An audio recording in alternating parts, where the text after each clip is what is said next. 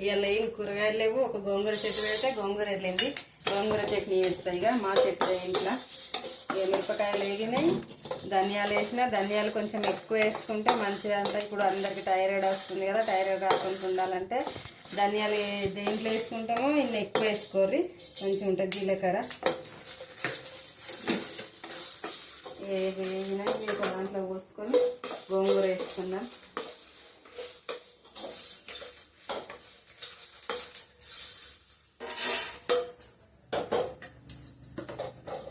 కొంచెం అంత ఆయిల్ వేసి గోంగూర వేసి అడగంటకుంటూ వస్తుంది.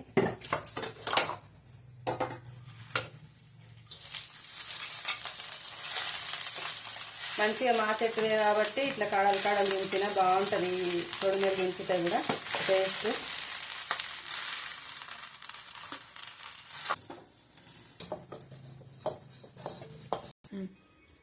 ఈ మిరపకాయలు కొన్నిగా దొడ్డుప్పు వేస్తున్నా. దొడ్డుప్పు, ఎండు మిరపకాయలు, ధనియాలు నూనె కదా మిక్సీ పట్టినాక గోంగూర. ఎల్లిపాయలు కూడా లెక్క తక్కువ పోసుకోవాలి గోంగూరలో. అది ఆరోగ్యానికి మంచిది కాదని అంటారు వెనుకటోళ్ళు గోంగూర పచ్చడి. అందుకని ఎల్లిపాయలు ఎక్కువ వేసుకుంటే, ధనియాలు ఎక్కువ వేసుకుంటే. ఇందులో కరివేపాకు పొడి వేస్తా.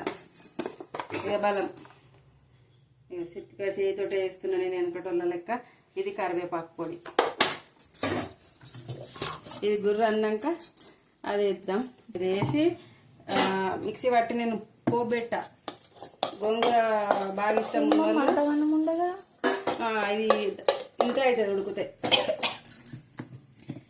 పోసి పెట్టకుండా పోపు వేయకుండా బాగుంటుంది. నేనైతే పోపు వేయ, కరివేపాకు కూడా వేసిన.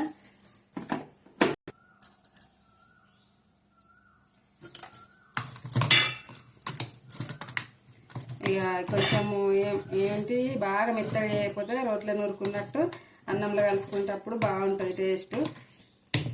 ఉప్పు తగ్గట్టున్నా చూసుకుంటే సరిపోయి. పోబెట్టకుండా బుక్కడ అన్నం ఎక్కువ తినేసుడు. గోంగూర ఇష్టం ఉన్న వాళ్ళందరూ లైక్ చేయరు ఫ్రెండ్స్. గోంగూర చికెన్ కూడా వేస్తా.